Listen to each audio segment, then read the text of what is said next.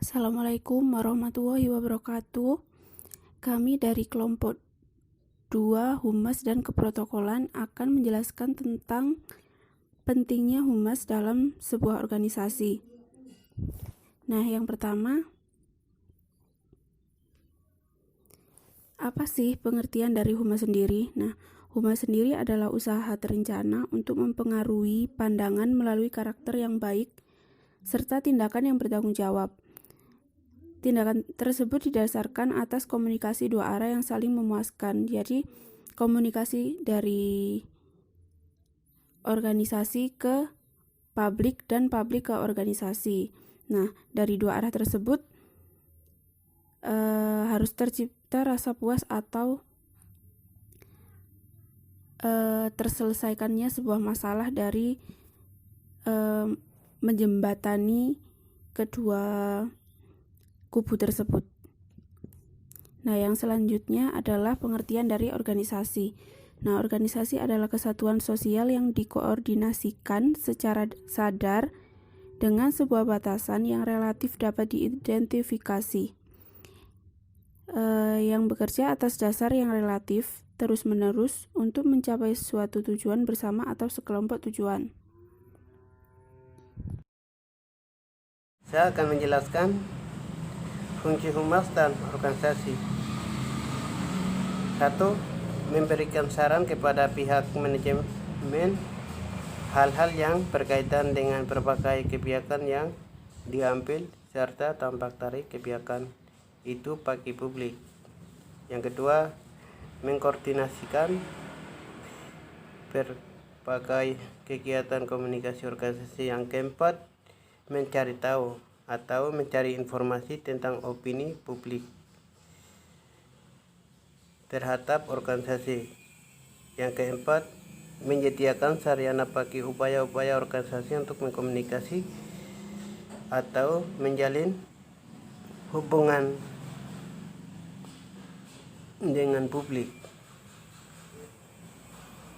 Definisi humas sendiri menjelaskan bahwa humas adalah seni dan ilmu sosial dalam menganalisis kecenderungan, memperkirakan akibat-akibat, memberikan sarana kepada pimpinan perusahaan serta melaksanakan program tindakan terencana yang melayani baik kepentingan organisasi dan kelak kahayaknya. Sedangkan definisi organisasi adalah kesatuan sosial dikoordinasi secara sadar dengan sebuah batasan yang relatif dapat definisi yang bekerja atas dasar yang relatif terus-menerus untuk mencapai suatu tujuan bersama atau kelompok. Sekian, terima kasih. Nah, yang selanjutnya yaitu ada fungsi humas. Seperti kita tahu, humas memiliki peran sebagai fasilitator komunikasi yang terjadi antara perusahaan atau organisasi dengan publik, baik publik eksternal atau internal yang ada dalam sebuah organisasi itu tersebut. Humas sebagai penyampai informasi. Di sini humas bertugas untuk menyampaikan segala informasi penting mengenai organisasi kepada publik, di mana dengan penyampaian informasi ini diharapkan publik dapat memahami sudut pandang organisasi tentang suatu isu atau permasalahan tertentu. Seperti contoh, penyampaian informasi humas kepada pihak internal, yaitu humas dapat memberikan saran kepada pihak manajemen tentang hal-hal yang berkaitan dengan berbagai kebijakan yang diambil, yang dapat berdampak kepada pihak-pihak yang ada dalam internal sebuah organisasi itu tersebut. Nah, yang selanjutnya, humas sebagai pencari informasi. Di sini, humas bertugas untuk mencari segala informasi yang berkenaan dengan opini publik, seperti pendapat, keluhan, pemikiran, kritikan, pujian, kepuasan, dan sebagainya. Dengan mengetahui opini publik secara pasti, humas dapat memberikan masukan kepada pihak organisasi berdasar pada opini tersebut, sehingga organisasi tersebut diharapkan tidak akan mengulangi kesalahan atau mengambil keputusan yang keliru yang akan merugikan posisi organisasi itu sendiri. Selanjutnya adalah tugas humas. Yang pertama adalah sebagai ujung tombak komunikasi publik. Humas berperan penting sebagai ujung tombak komunikasi publik. Hal ini dikarenakan bahwa humas merupakan wajah bagi organisasi. Dalam perannya sebagai ujung tombak komunikasi publik, humas bertugas untuk menyampaikan informasi perihal organisasi yang menaunginya kepada publik. Maka dari itu, humas juga dikenal sebagai public relation. Yang kedua, yaitu adalah sebagai sarana marketing yang jitu. Tugas humas dalam organisasi berikutnya ialah sebagai sarana marketing yang jitu. Humas adalah bagian penting yang berfungsi sebagai motor penggerak guna meningkatkan penjualan maupun promosi organisasi. Humas berwenang untuk menciptakan dan mempertahankan citra organisasi yang baik di mata publik. Dengan adanya citra yang baik, tentu akan lebih banyak orang yang menaruh minat dengan organisasi tersebut. Selanjutnya adalah untuk mengelola keadaan yang bersifat genting. Pada situasi ini, tentu humas akan memiliki tugas penting dalam pengembalian citra organisasi menjadi lebih baik lagi. Adanya humas sebagai pengelola keadaan darurat dirasa ampuh untuk kembali membangun citra organisasi yang hampir terpuruk.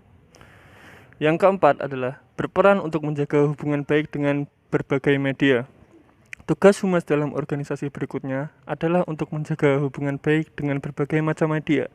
Terlebih lagi, jika terdapat perkembangan terbaru dari organisasi yang berkaitan, maka hal tersebut perlu dipublikasikan melalui berbagai macam media agar segera dikonsumsi publik secara luas. Yang kelima, sebagai penjangkau kegiatan secara luas. Humas juga memiliki tugas sebagai penjangkau kegiatan secara luas. Dalam peran tersebut, humas senantiasa terjun dalam sebuah acara akbar untuk membawa citra maupun brand organisasi. Yang kelima, sebagai penjangkau kegiatan secara luas. Humas juga memiliki tugas sebagai penjangkau kegiatan secara luas. Dalam peran tersebut, humas senantiasa terjun dalam sebuah acara untuk membawa citra maupun brand organisasi yang menaunginya. Dengan demikian, nama organisasi maupun brand organisasi tersebut akan semakin dikenal masyarakat secara luas. Semakin besar citra organisasi yang dibangun oleh humas, maka semakin besar pula efek positif yang akan didapatkan oleh organisasi tersebut. Tugas humas selanjutnya yaitu sebagai pengelola sosial media yang aktif. Banyak orang yang menggandrungi sosial media dalam kehidupan sehari-hari. Sosial media dalam perspektif humas penting sebagai penarik massa dalam skala luas dan kompleks. Terlebih lagi dengan adanya dukungan internet, maka humas tidak akan mengalami kesulitan untuk mengelola sosial media tersebut. Sosial media akan memudahkan humas untuk berinteraksi dengan publik secara online. Oleh karena itu, humas perlu menciptakan citra organisasi yang positif di sosial media agar publik senantiasa memandang baik kepada organisasi tersebut. Selanjutnya tugas humas yaitu humas berperan penting untuk mengevaluasi opini publik. Humas berperan penting guna mengevaluasi opini maupun pendapat publik, terlebih lagi jika organisasi yang menaungi humas tersebut sedang diterpa isu negatif. Maka dalam hal ini, humas berperan penting untuk menangis isu atau opini negatif tersebut dengan fakta sehat yang lebih masuk akal, tentunya tanpa menyatukan organisasi lain. Selanjutnya tugas humas yaitu sebagai fasilitator pemecah masalah. Dalam suatu wadah organisasi, humas ikut andil sebagai fasilitator pemecah masalah yang terjadi dalam internal organisasi. Humas bertugas untuk membantu tim manajemen perusahaan sebagai konsultan maupun penasihat pimpinan dalam pengambilan segala keputusan yang berkaitan dengan organisasi, terutama dalam keadaan kritis maupun darurat. Selanjutnya yaitu sebagai pembina hubungan baik dalam internal organisasi. Humas senantiasa berperan penting dalam membina hubungan baik di dalam internal organisasi. Sudah sewajarnya jika humas melakukan identifikasi terkait kewajiban maupun hak antar anggota organisasi demi meminimalisir risiko penyalahgunaan hak maupun kewajiban di dalam internal organisasi tersebut. Di samping itu, humas mesti cermat dalam menyaring informasi dan mengolahnya sebelum disampaikan ke publik secara luas.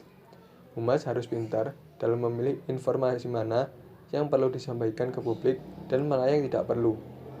Yang terakhir, tugas humas yaitu berperan penting dalam menarik simpati publik. Humas harus senantiasa mampu menyampaikan informasi yang baik dan tentunya mampu membangun citra organisasi di mata publik dengan tujuan untuk menarik simpati.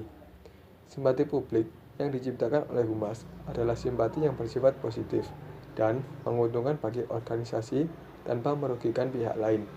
Humas dilarang keras untuk menciptakan seni berbohong demi menarik simpati publik. Untuk menjadi humas, maka Anda perlu pintar dalam mengelola pemikiran dan perkataan agar tersampaikan dengan baik.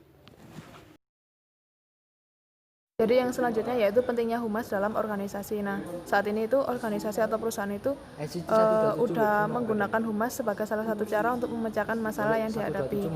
Sehingga humas sering juga disebut sebagai suatu kegiatan untuk memecahkan masalah dalam perusahaan atau organisasi. Nah, untuk memecahkan masalah itu terdapat 4 langkah. Yang pertama, menentukan masalah atau defining the problem. Yang kedua, perencanaan dan penyusunan program atau planning and programming. Yang ketiga, melakukan tindakan dan berkomunikasi atau taking action and communication. Yang keempat ada evaluasi program, evaluating the program. Jadi yang pertama menentukan masalah. Nah, di sini kegiatan humas itu mengumpulkan informasi atau data yang menjadi dasar praktisi humas untuk mengambil langkah selanjutnya. Jadi dalam langkah ini itu harus bisa menjawab pertanyaan apa yang terjadi saat ini atau apa permasalahan saat ini. Kemudian yang kedua ada perencanaan dan penyusunan program. Nah, langkah kedua ini merupakan proses untuk menjawab pertanyaan berdasarkan situasi yang telah kita pelajari. Maka apa yang harus kita ubah, perbuat, dan katakan. Jadi yang kedua ini intinya apa langkah yang diambil setelah ada permasalahan yang terjadi kayak gitu. Jadi langkah yang ketiga, melakukan tindakan dan berkomunikasi atau taking action and communication.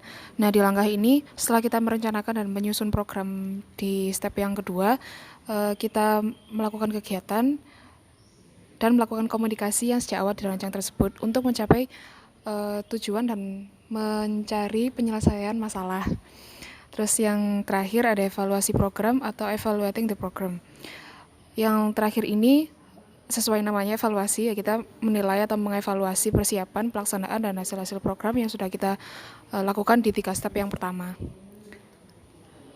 Sekian presentasi dari kelompok 2. Kurang lebihnya mohon maaf. Wassalamualaikum warahmatullahi wabarakatuh.